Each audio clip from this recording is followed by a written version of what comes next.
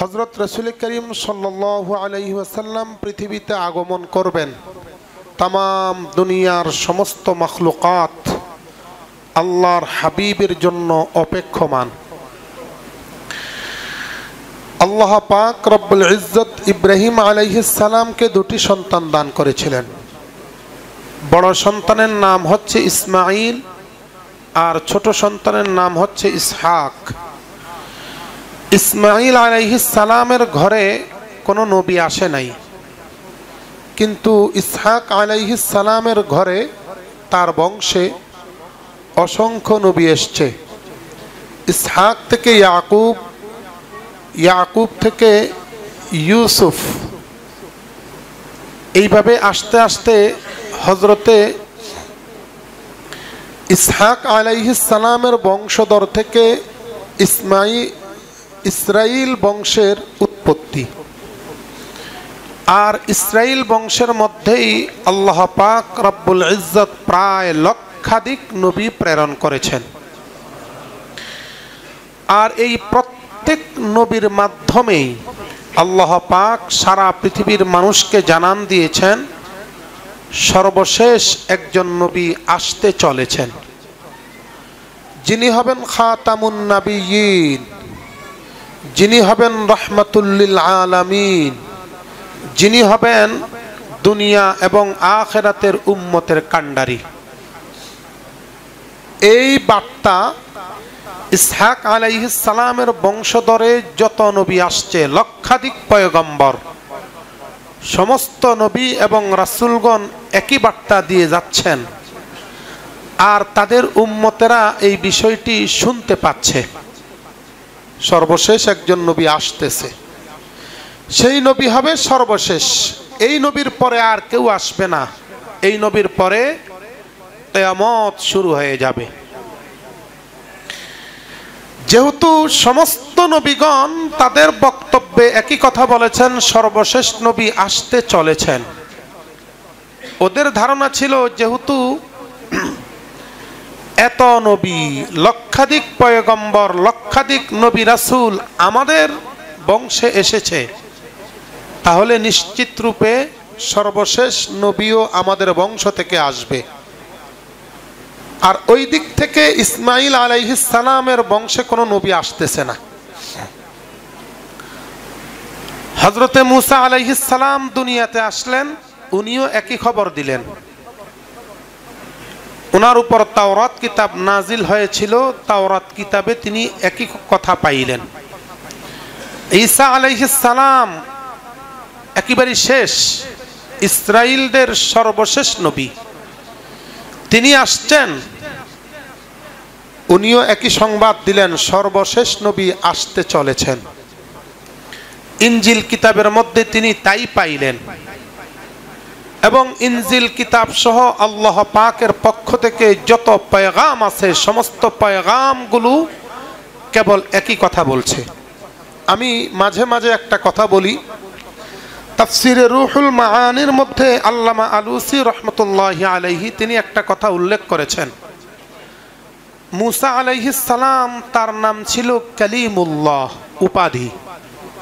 এর অর্থ হলো যিনি সর্বদা আল্লাহর সাথে সরাসরি কথা বলেন তাকে বলা হয় কালিমুল্লাহ। তার মানে মুসা আলাইহিস সালাম আল্লাহর শানে যখন চাইতেন তখনই, মন চাইলেই, আল্লাহর সাথে কথাবার্তা বলতে চাইলেই উনি সরাসরি চলে যেতেন তুর পাহাড়ে আর আল্লাহর সাথে কথা বলতেন। একদিন মুসা আলাইহিস সালাম গেলেন, যাওয়ার পরে আল্লাহর সাথে কথাবার্তা বলতেছেন। এরই ফাঁকে আল্লাহ পাক রব্বুল ইজ্জত আগে কথা বলা শুরু করলেন। অনেকক্ষণ কথা বলার পর মুসাকে জিজ্ঞেস করছেন, মুসা তুমি কি বুঝতে পেরেছো আমি কি বলেছি? ও আল্লাহ, আমি আপনার কথা শুনেছি, এই কথা থেকে আমি এটাই বুঝলাম, কথার শুরু থেকে শেষ পর্যন্ত যতক্ষণ কথা বলেছেন ততক্ষণ কেবলমাত্র আখিরি জামানার পয়গম্বরের উম্মতের প্রশংসাই আপনি করেছেন। তাহলে আখিরি জামানার পয়গম্বরের উম্মতের যদি প্রশংসা এত বেশি আল্লাহ পাক করতে পারেন তাহলে নবী ছোট না বড়? জোরে বলেন, ছোট না বড়? অনেক বড়। ঈসা আলাইহিস সালাম তিনিও একই সংবাদ দিচ্ছেন, সর্বশেষ পয়গম্বর আসছেন। হঠাৎ করে পুরা মক্কা নগরীর সমস্ত মানুষ তাদের কানে কানে কথাগুলো চলে গেছে যে সর্বশেষ নবী আসবে। তার নাম কি? তার নাম হবে মুহাম্মদ। নাম হবে কি? মুহাম্মদ। আর ইনজিল কিতাবের মধ্যে আসছে মুহাম্মদ এবং আহমদ, এই দুইটা নাম থাকবে। কোরআনুল কারীমের সূরা সফফের 4 নং আয়াতে কারিমার মধ্যে আল্লাহ পাক এই কথাটি বলছেন, তার নাম হবে ইসমুহু আহমদ। তাহলে রাসূলের নাম অনেকগুলো, তার মধ্যে সবচাইতে প্রিয় নাম, সুন্দর নাম হচ্ছে মুহাম্মদ এবং আহমদ। মুহাম্মদ মানে প্রশংসিত, আহমদ মানে সবচেয়ে বেশি প্রশংসিত। যার বেশি প্রশংসা করা হয় তাকে বলা হয় আহমদ, যিনি সব সময় প্রশংসিত হন তাকে বলা হয় মুহাম্মদ। তো এই সংবাদটা যখন মক্কা নগরীর অলিতে গলিতে শুরু হয়ে গেছে যে মুহাম্মদ অথবা আহমদ নামক এক লোক আসবে যিনি হবেন আখিরি জামানার পয়গম্বর, এই জন্য সমস্ত মানুষ তাদের একটা ছেলে হলেই নাম রেখে দিত মুহাম্মদ। কি নাম রাখতো? যদি আমার ছেলেটা যদি মুহাম্মদই হয়ে যায়। আবু বকর খারাইতি রাহিমাহুল্লাহু তাআলা তিনি ওনার বিখ্যাত গ্রন্থ হাওয়াতিফুল জান নামক একটা কিতাব লিখেছেন। সেই কিতাবের মধ্যে তিনি উল্লেখ করেছেন, একবার মুহাম্মদ ইবনে উসমান ইবনে রাবিয়া মক্কা নগরীর নাম করা একজন ব্যবসায়ী, ওনাকে জিজ্ঞেস করা হলো, ও মুহাম্মদ, নাম হচ্ছে মুহাম্মদ ইবনে উসমান, অর্থাৎ উসমানের বেটা মুহাম্মদ। জিজ্ঞেস করা হলো, তোমার নাম তুমি মুহাম্মদ রেখেছো কেন? তোমার বাপে তোমার নাম মুহাম্মদ কেন রেখেছে? সে বলতেছে, আপনি আমাকে যে প্রশ্ন করেছেন এই প্রশ্নটা আমি আমার বাবাকেও করেছি। আমার বাবা একটা সুন্দর জবাব দিয়েছেন। কি জবাব? আমার বাবা উসমান তার বন্ধু 4 জন সহ সিরিয়াতে গিয়েছে ব্যবসা করার জন্য। তো 2 জন আলোচনা করতেছে, এরই মাঝে একজন খ্রিস্টান পাদ্রী দূর থেকে 4 জনকে লক্ষ্য করছে। এই 4 জন কথাবার্তা বলতেছে, আস্তে আস্তে কাছে এসেছে, জিজ্ঞেস করতেছে, তোমাদের ভাষায় বোঝা যাচ্ছে তোমরা সিরিয়ার মানুষ নয়, তোমরা কোন দেশের? আমরা মক্কা মুকাররমার। কোন বংশের মানুষ? আমরা হচ্ছি বনু মুজার বংশের। বনু মুজার হচ্ছে কুরাইশের অপর নাম। তখন ওই পাদ্রী বলতেছে, তোমাদের বংশের মধ্যেই সম্ভবত একজন নবী আসবে, যিনি সর্বশেষ নবী এবং সারা পৃথিবী তার পদচুম্বন করবে। তার নামটা কি? নাম হচ্ছে মুহাম্মদ। এই 4 জন 4 বন্ধু দেশের মধ্যে ফিরে এসে ঘটনাক্রমে 4 জনের 4টা সন্তান হয়েছে, পুত্র সন্তান। তো এইবার মুহাম্মদ ইবনে উসমান বলতেছেন, আমার আব্বাকে জিজ্ঞেস করার পর আমার আব্বা বলছেন, ওই যে পাদ্রীর কাছে শুনেছি সর্বশেষ নবী মুহাম্মদ হবে, এই জন্য আমার আব্বা সহ তার 4 বন্ধু 4টা সন্তান হওয়ার পর কেবলমাত্র আখিরি জামানার পয়গম্বরের বরকত নেওয়ার জন্য, আখিরি জামানার পয়গম্বর যেন সন্তানগুলো হতে পারে, এই জন্য 4 জনেই 4টা সন্তানের নাম রেখে দিয়েছে মুহাম্মদ। চিন্তা করছেন মুহাম্মদের কত দাম? এই মুহাম্মদ পৃথিবীতে আসতেছেন, সমস্ত মানুষগুলো তাদের নাম রাখা শুরু করছে মুহাম্মদ।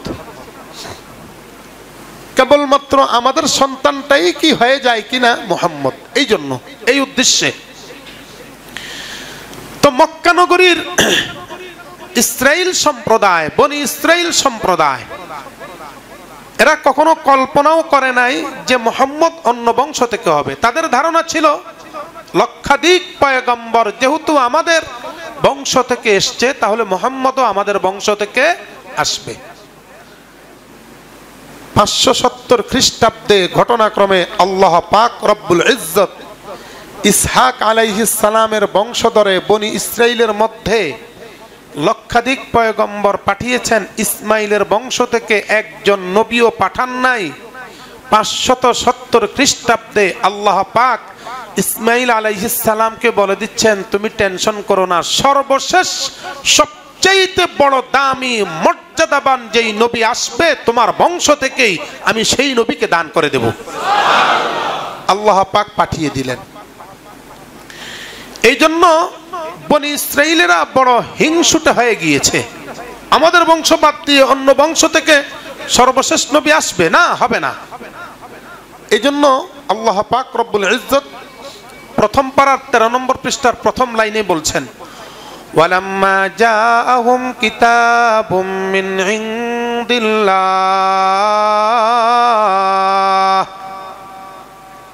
যখন তাদের কাছে কিতাব আসছে অর্থাৎ নবী আসছে, যখন ওরা নবীকে এমন ভাবে চিনত যেই রকম তার নিজের ছেলেকে চিনে, এইরকম ভাবে বিশ্ব নবীকে চিনত। হিংসার কারণে বিশ্ব নবীকে মেনে নেয় নাই। আমাদের বংশ থেকে যেহেতু আসে নাই, অতএব আমরা কখনো তাকে মানতে পারি না। আমাদের দেশেও কিন্তু বংশের একটা মর্যাদা আছে। অন্য বংশ থেকে মাতবর সব হয়ে গেলে বিপরীত বংশ তাদের বিরুদ্ধে সমালোচনা করে, হিংসা করে, আছে কি নাই? এটা ভালো না। আল্লাহ যাদেরকে কবুল করবেন তারাই নেতৃত্ব দিবেন। আবার আল্লাহ পাক রব্বুল ইজ্জত নেতৃত্ব দিবেন, ঠিক আছে, কিন্তু আবার অনেক সময় বংশের লোকেরা নেতৃত্ব নেওয়ার জন্য জুলুম অত্যাচারও করে কি করে না? যাদেরকে ইজ্জতের খাতিরে আল্লাহ পাক নেতৃত্ব দিবেন, এরা কাল কিয়ামত দিবসে মুহাম্মদের সাথে থাকবে। আর যারা জোর করে ক্ষমতা রাখবে, নিজেদের কন্ট্রোলে ক্ষমতা কুক্ষিগত করার চেষ্টা করবে, তারা ফেরাউন নমরুদের সাথে থাকবে। ঠিক কিনা বলেন? এই জন্য বড় সাবধান। হযরত রাসূল করিম সাল্লাল্লাহু আলাইহি ওয়াসাল্লাম পৃথিবীতে আগমন করে গেলেন, চলে আসছেন, বয়স হচ্ছে 7 বছর। আবার অন্য বর্ণনায় ওনার বয়স তখন 5 বছর। আব্দুল মুত্তালিব ইথিওপিয়া, তৎকালীন হাবশা বর্তমান ইথিওপিয়া রাষ্ট্রে গেলেন। ইবনু জিজান নামক একজন বাদশাহ তখন ইথিওপিয়ার প্রধান ছিলেন, উনি রাজত্ব করতেন। আব্দুল মুত্তালিবের জবানটা ছিল খুব পরিষ্কার, কথা খুব সুন্দর গুছিয়ে বলতে পারত, কথার মাধুর্যতা খুব সুন্দর ছিল, রত্ন মতিতে ভরা ছিল কথা, পাণ্ডিত্যপূর্ণ কথাবার্তা বলতেন। যেই কোনো মানুষের সামনে গিয়ে 5 মিনিট বক্তৃতা দিলে ওই লোকটা গলে যেত। তো ইবনু জিজান বাদশার কাছে গিয়ে যায়, বলতেছেন, আমি তো আপনার কাছে আসছি। কয় কেন? আমি আপনাকে কিছু কথা শোনাবো। তো বলতেছে, বলো। 3 মিনিট কথা বলেছে, 3 থেকে 4 মিনিট। বাদশাহ আব্দুল মুত্তালিবের প্রতি আকৃষ্ট হয়ে গেছে। এবার বলতেছে, ও সুবক্তা, তুমি তো সুন্দর কথা বলতে পারো, তোমার বাড়ি কোথায়? আমার বাড়ি হচ্ছে মক্কাতুল মুকাররমা। তোমার বংশের নাম কি? আমার বংশ হচ্ছে নাসাবে আব্দুল মান্নাফ। আমি হচ্ছে আব্দুল মান্নাফের বংশধর, কুরাইশের অপর নাম। তো বাদশা বলতেছে, তুমি সুন্দর কথা বলতে পারো, তা আমার দেশে থাকো, যতদিন ইচ্ছা ততদিন থাকো। তুমি যে এত সুন্দরভাবে কথা বলতে পারো, এই কারণে আমি কেবলমাত্র তোমার সুন্দর কথার কারণে তোমার যতদিন ইচ্ছা থাকবা, এরপরে যখন তুমি চলে যাবা, আমি আমার সাধ্য মতো তোমাকে আমি উপঢৌকন দেব কথার কারণে। কেমন কথা বলতেন উনি? বাদশাহ আব্রাহা যখন বাইতুল্লাহর দিকে আক্রমণ করতে যাবে, তো বাদশাহ আব্রাহা আগ থেকে খবর দিছে, ও আব্দুল মুত্তালিব, তোমার যে বাইতুল্লাহ আছে এই বাইতুল্লাহ তো আমি ধ্বংস করে ফেলবো, কাবা শেষ করে ফেলবো, তো তোমার কোনো কথা আছে? আব্দুল মুত্তালিব বাদশাহ আব্রাহার কাছে গেছে। আব্রাহা তখন অনেক শক্তিশালী ছিল, পৃথিবীর সবচাইতে বড় পরাশক্তি ছিল। তো বাদশাহ আব্রাহার কাছে যায় বলতেছে, কেন আমার কোনো কাবাগর আপনি ভাঙবেন এটার ব্যাপারে কোনো কথা নাই, তবে একটা ব্যাপারে কথা আছে। কয় কি কথা? আপনার সৈন্যবাহিনী আমার কাবা ঘরের কাছ থেকে আমার কিছু উট নিয়ে আসছে, এই উটগুলো আমাকে ফেরত দেন, আমি চলে যাই। তা আব্রাহা সরাসরি বলতেছে, তোমার মতো স্বার্থপর মানুষ তো আমি জীবনে দেখি নাই। কয় কেন? তোমার কয়টা উট আমার লস্করেরা নিয়ে আসছে সেটার জন্য তোমার জ্বালা লেগেছে, কিন্তু কাবাগর যেই কাবার মধ্যে সারা পৃথিবীর মানুষগুলো আসতেছে তোমার এটার জন্য একটু মায়া লাগে না? আমি তো একটু পরে শেষ করে দেব। আব্দুল মুত্তালিব চমৎকার একটা কথা বলেছেন। আব্দুল মুত্তালিব বলতেছেন, ওই যে উটগুলা আনছেন এইগুলার মালিক আমি, কাবাগরের মালিক আমি না, কাবাগরের মালিক হচ্ছে উপরওয়ালা। সুবহানাল্লাহ, আসতে বললেন। কত বিশ্বাস! ওটার মালিক হচ্ছে আমি, কাবাগরের মালিক হচ্ছে উপরওয়ালা, আসমানওয়ালা। এই উটগুলা রক্ষণাবেক্ষণের দায়িত্ব আমার, অতএব এইগুলা আমাকে দিয়ে দাও। তুমি যখন কাবাগরে গিয়ে আক্রমণ করবা, এই কাবাগর রক্ষণাবেক্ষণের দায়িত্ব আমার হাতে না, উপরওয়ালা তোমার থেকে কিভাবে রক্ষণাবেক্ষণ করবো আমি সেটা দেখব। কত বিশ্বাস! ঘটনাক্রমে আব্রাহা বলতেছে, কয় ঠিক আছে দিয়ে দাও, ও যেহেতু বাড়াবাড়ি করবে না, ভয় পেয়ে গেছে, ওকে দিয়ে দাও। তো যাওয়ার সময় আব্দুল মুত্তালিব জিজ্ঞেস করতেছে, তুমি যে আক্রমণ করবা কবে করবা? কয় না, আগামীকাল করব। কোন সময় করবা? তখন তো আর ঘড়ি ছিল না। কয় বলতেছে, দ্বিপ্রহরের সময় আমি করব, সূর্য যখন মাথার উপরে উঠবে। এইবার আব্দুল মুত্তালিব এই কথাগুলো জিজ্ঞেস করতেছে, কেমন বিশ্বাস আল্লাহর প্রতি। তার টার্গেট ছিল আব্রাহা কাবাগর ভাঙতে যাবে, তাহলে ভাঙ্গা হবে না। আব্রাহার উপর যে আযাব গজব আসবে, ওই আযাব গজবে যেন সে মারা যায়, আমাদের যেন কোনো সমস্যা না হয়, ওই টাইমে আমরা নিজেরা কেবলমাত্র আত্মরক্ষার জন্য পালিয়ে যাব। সুবহানাল্লাহ বলবেন না? কত বিশ্বাস! আত্মরক্ষার জন্য টাইম জিজ্ঞেস করতেছে। যখন উটগুলা ফেরত দিয়ে দিছে, আব্রাহা উট নিয়ে তার বংশের কাছে গেল, যা সবাইকে ডাকছে, আগামীকাল দ্বিপ্রহরের সময় আক্রমণ হচ্ছে কাবাগরে। সবার চোখ বড় হয়ে গেছে। নেতাজি, তা আপনি কি করবেন? কেন, আমার কি করার দরকার? কাবাগরে আক্রমণ হবে, এটা রক্ষা করার জন্য একটু কিছু করবেন না? কয় না, আমার কিছু করার দরকার নাই, তবে আমি 2 চোখের পানি মালিকের কাছে সঁপে দিলাম। সমস্ত মানুষগুলোকে বলে দিল, পাহাড়ের পিছনে পলায়ও যায়। কয় কেন? আব্রাহা যখন আক্রমণ করবে আমি নিশ্চিত আল্লাহর পক্ষ থেকে গজব আসবে, ওই গজবে যেন তোমরা বিপদে না পড়ো, এই জন্য পাহাড়ের পাশে চলে যেও। সমস্ত মানুষ চলে গেছে, আব্দুল মুত্তালিব যায় নাই, বাইতুল্লাহর কাছে গেছে।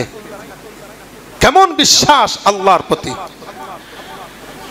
আল্লামা ইবনে কাসির রাহমাতুল্লাহি আলাইহি এই কাবাগরের ইতিহাস লিখতে গিয়ে তিনি বলতেছেন, আব্দুল মুত্তালিব গিয়ে হাতিমে কাবা, বর্তমানে যেখানে আছে, হাজী সাহেব যারা তারা চিনবেন, হাতিমে কাবার কাছে গিয়ে এক পা হাতিমে কাবার মধ্যে রেখেছেন, আর এক পা কাবাগরের পাশের যে দেওয়াল আছে দেওয়ালের মধ্যে পা রেখেছেন, আর একটা হাত উপরের মধ্যে এইভাবে ধরে বলতেছে, ও কাবার মালিক। চিৎকার মেরে মেরে বলতেছে, ও কাবার মালিক। চোখের দিয়ে পানি আর ধরে রাখতে পারে নাই, পানি চলছে। কাবার মালিক আমি ছিলাম, উটের মালিক, উটগুলা আমি নিয়ে এসেছি। আমি ছিলাম ওটের মালিক, আমি উটগুলা নিয়ে এসেছি। আব্রাহা বড় শক্তিশালী মানুষ, ওর সাথে আমি পারবো না, কাবাঘর আমি রক্ষাও করতে পারবো না। ও কাবার মালিক, আমি আমার মাল সামানা সুন্দর মতো সংরক্ষণ করেছি, তুমি কিন্তু তোমার কাবাঘর ভুলে যেও না। ঠিকঠাক মতো তুমিও তোমার কাবাঘরটাকেও রক্ষণাবেক্ষণ করো। চোখের দিয়া পানি ফেলে দিলেন, বড় সুন্দর করে বলতে পারতেন। বলেই পিছনে চলে গেলেন সমস্ত বংশধরদের সাথে। সবাই যার যার কাজে ব্যস্ত, কিন্তু আব্দুল মুত্তালিব কোনো কাজে ব্যস্ত নয়, কেবলমাত্র কাবার দিকে তাকায়। ঐতিহাসিকগণ লিখেছেন দুইটা কারণে কাবার দিকে তাকাইতো। এক নাম্বার, কাবার জন্য মায়া লেগে গেছে, কাবার জন্য মোহব্বত লেগেছে, এই জন্য বারবার কাবার দিকে তাকায়। আরেকটা কারণ ছিল, কাবার উপর আক্রমণ করতে আসলেই তো আব্রাহাকে ধ্বংস করা হবে, এই জন্য তার ধ্বংসের পরিণাম কোন স্টাইলে হয়, কোন পদ্ধতিতে হয়, ওটা দেখার জন্য বারবার কাবার দিকে তাকাচ্ছে। হঠাৎ করে দেখতে পাইল আল্লাহর পক্ষ থেকে আকাশ দিয়ে উড়ে উড়ে পাখিগুলো আব্রাহার বাহিনীগুলোকে ধ্বংস করে দিচ্ছে। আব্দুল মুত্তালিব বংশধরদের ডাইকা বলতেছে, দেখছো দেখছো, আমি না বলছিলাম এটা তো আমার না, এই কাবা তো আমার না, কাবা কার? আল্লাহ। উনি উনি রক্ষণাবেক্ষণের দায়িত্ব নেবেন, আমার এটা নিয়ে টেনশন নাই। এই যে জবানটা এত সুন্দর ছিল, কথাবার্তা বলতে পারতেন, এই জন্য খুব সুন্দর করে জিজানের কাছেও কথাগুলো বলছিলেন, ইথিওপিয়ার বাদশার কাছে। তো বাদশা বলতেছে তুমি থাকতে থাকো। 2-3 মাস পরে বাদশার হঠাৎ করে মনে পড়লো মক্কা মুকাররমা থেকে কিছু সংখ্যক লোক আমার দরবারে এসেছিল, ওদেরকে তো আর কোনো খবর নিতে পারলাম না, দেখি আজকে খবর নেই। তো খবর নেওয়ার উদ্দেশ্য ছিল একটাই, তো চিন্তা করলো এই লোকগুলোর মধ্যে কাকে ডাকবে। তো ভাবলেন আব্দুল মুত্তালিব চমকদার কথা বলতে পারে, ওরে ডাকি। আব্দুল মুত্তালিবকে ডাক দিল, কয় তোমার তো চমৎকার কথাবার্তা, তোমার কাছে আমি একটা গোপন ভেদ বলবো, আমার গোপন ভেদটা তুমি কারো কাছে বলবা না, কথা দিতে পারো? হ্যাঁ অবশ্যই কথা দিতে পারি, গোপন ভেদ আপনি বলুন। গোপন ভেদ হলো আমার কাছে যেই কিতাব আছে, কিতাবটা হচ্ছে আসমানি কিতাব। এই কিতাবের মধ্যে আমি মোতালা করে পেয়েছি, স্টাডি করে পেয়েছি, তোমাদের মক্কা মুকাররমায় একজন ব্যক্তি নবী হিসাবে আগমন করবে। সম্ভবত ওই নবী অলরেডি আগমন করে ফেলেছে, তার বয়স 4 থেকে 5 বছর। আব্দুল মুত্তালিব ওনার ছেলের ঘরের সন্তান মুহাম্মদুর রাসূলুল্লাহ সাল্লাল্লাহু আলাইহি সাল্লামের বয়স তখন 5 বছর। তো এবার আব্দুল মুত্তালিব বলতেছে, হ্যাঁ 5 বছর হতেই তো পারে, তো কি বলবেন সেটা বলেন।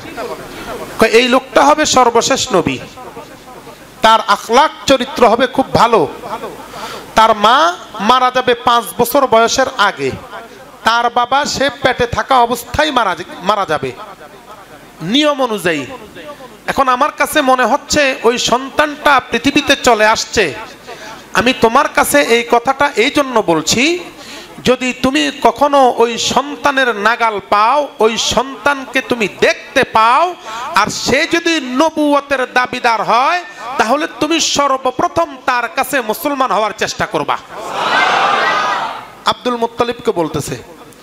তা আব্দুল মুত্তালিব বলতেছে, হ্যাঁ বাদশা জাহাপনা হতেও পারে, সন্তানটি চলে আসছে। আব্দুল মুত্তালিব এখনো টেনশন করে নাই, চিন্তাও করে নাই যে এই লোকটা মুহাম্মদের কথা বলতেছে, নিজের নাতির কথা বলতেছে। একটু পরে বলতেছে, কয় ছেলেটার বাবার নাম আব্দুল্লাহ। এইবার আব্দুল মুত্তালিবের ভিতরে নাড়া দিল, ছেলেটার বাবা পেটে থাকা অবস্থায় মারা যাবে, তার মানে আমার ছেলে তো মারা গেছে পেটে থাকা অবস্থায়, মুহাম্মদ পেটে থাকা অবস্থায় আমার ছেলেটা মারা গেছে। তাহলে বাদশা কোত্থেকে এই কথা বলতেছে? এবার আব্দুল মুত্তালিব আগ্রহ হয়ে বলতেছে, তাহলে ছেলের মায়ের নাম কি? আমেনা। আব্দুল মুত্তালিব দুই চোখ দিয়ে পানি ছেড়ে দিলেন। আরেক বর্ণনা আছে, আব্দুল মুত্তালিব তৎকালে নামাজের পদ্ধতি ছিল না, তবে আল্লাহ তাআলাকে সেজদা করার পদ্ধতি ছিল। যখন মন চাইতো যেখানে ইচ্ছা সেখানে সেজদায় পড়ে যেত। আব্দুল মুত্তালিব বাদশার সামনেই সেজদা পড়ে গেছেন। বাদশা আশ্চর্য হয়ে গেলেন, কি ব্যাপার তুমি সেজদায় গেলা কেন? উঠাইলেন, উঠায় দেখতেছেন আব্দুল মুত্তালিব কাঁদতেছেন। কয় কি ব্যাপার, তুমি সেজদায় পড়লা কেন আর কাঁদতেছো কেন? কয় বাদশা জাহাপনা, আপনি যার নাম বলেছেন সে আর কেউ না, আমার সন্তান নাতিকে পেটে রেখে মারা গিয়েছে। আমার সন্তানের স্ত্রীর নাম হচ্ছে আমেনা। আমার নাতি দুনিয়াতে এসেছে, তার নাম হলো মুহাম্মদ, তার বয়স বর্তমানে 5 বছর। কয় আর কি আছে? কয় ওর মা আমেনাও মারা গেছে। কয় এখন সন্তানটি কার দায়িত্বে? কয় আমি তার দাদা, আমার দায়িত্বে।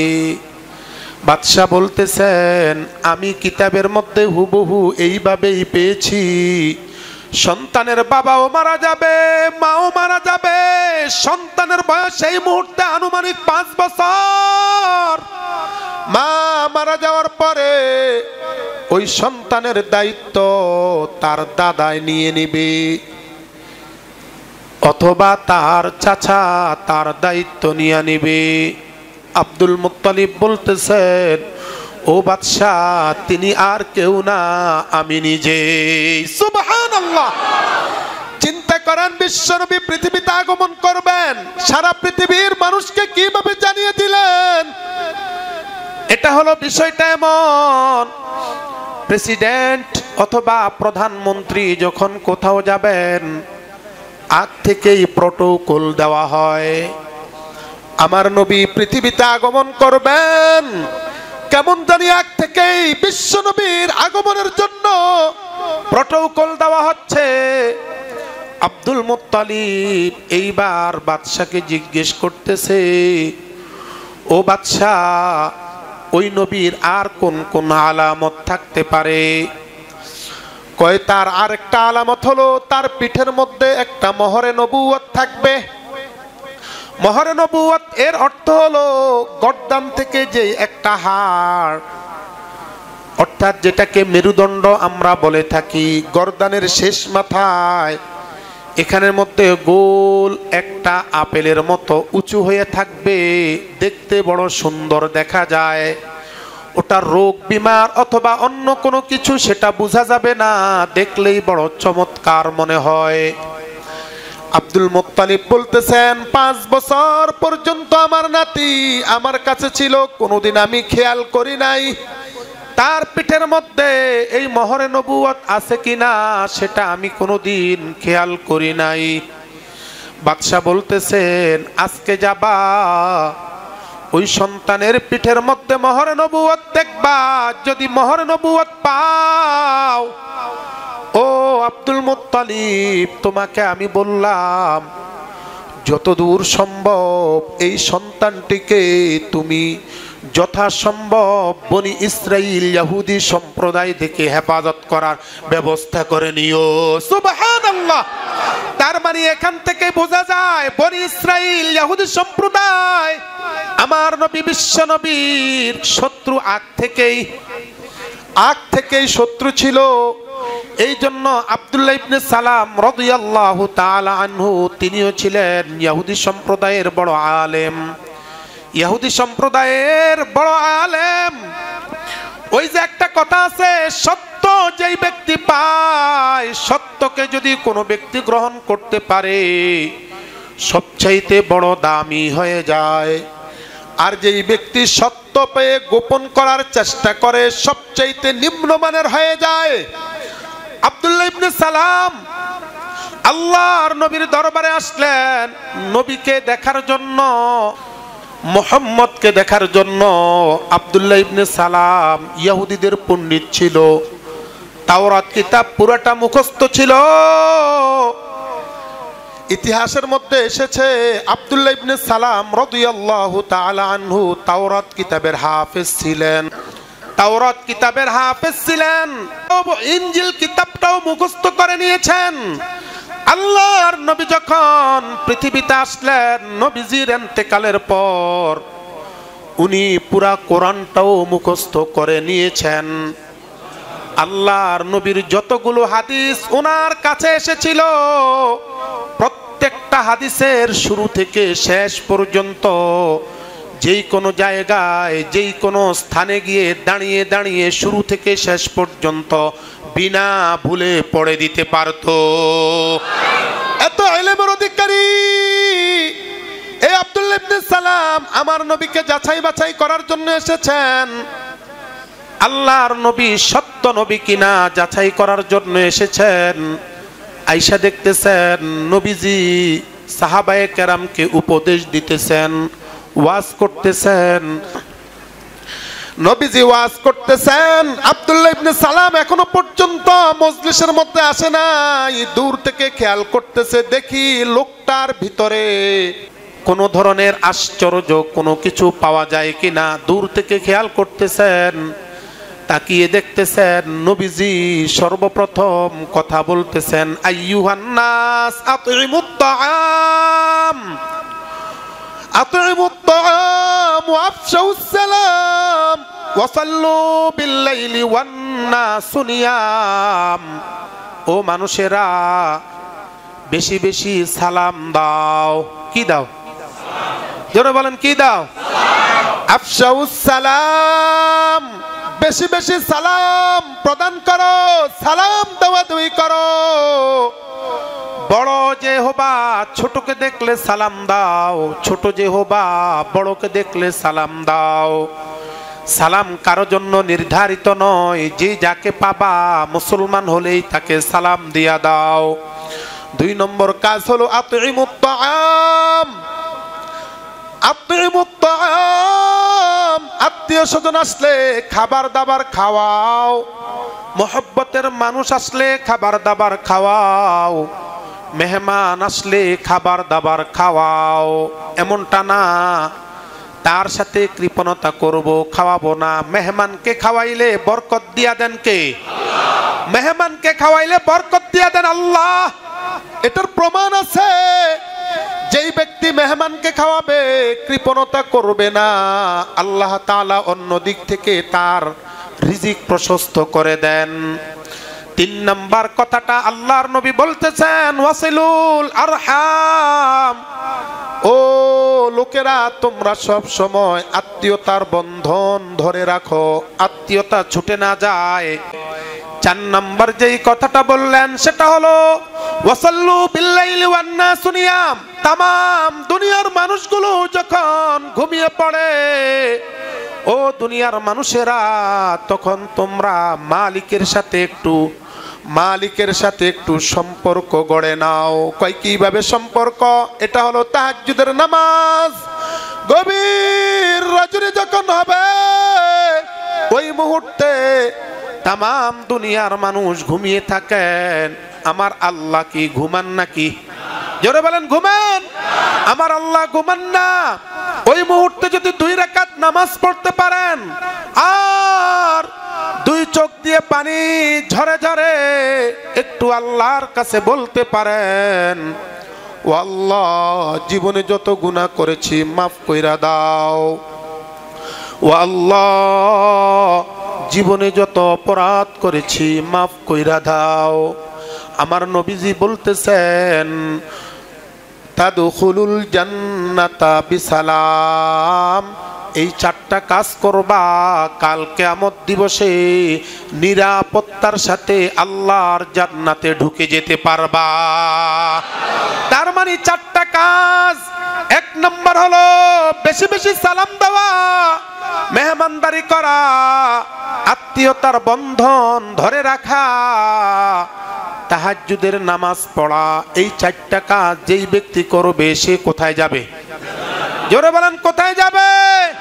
জান্নাতে যাবে। আব্দুল্লাহ ইবনে সালাম বিশ্বনবীর এই বক্তব্য শুনে ভেবেছেন এই কথা কোনো সাধারণ ব্যক্তির কথা হতে পারে না।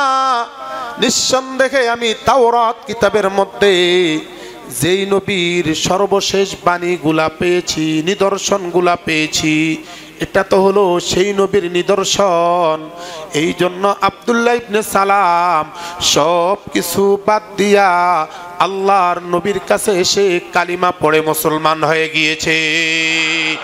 তাহলে বোঝা গেল আমরাও যদি এই আমলগুলা করি, বেশি বেশি মেহমানদারি করি, বেশি বেশি সালাম দেই, বেশি বেশি আত্মীয়তার বন্ধন ধরে রাখার চেষ্টা করি এবং তাহাজ্জুদের নামাজ পড়ি, জান্নাতে যাইতে পারবো কিনা? জোরে বলেন, পারবো কিনা? রাজি আছেন না ইনশাআল্লাহ? আল্লাহ পাক আমাদের সবাইকে এই চারটা আমল করার তৌফিক দান করো। আল্লাহ পাক আমাদের সবাইকে তাহাজ্জুদ গুজার হওয়ার তৌফিক দান করো।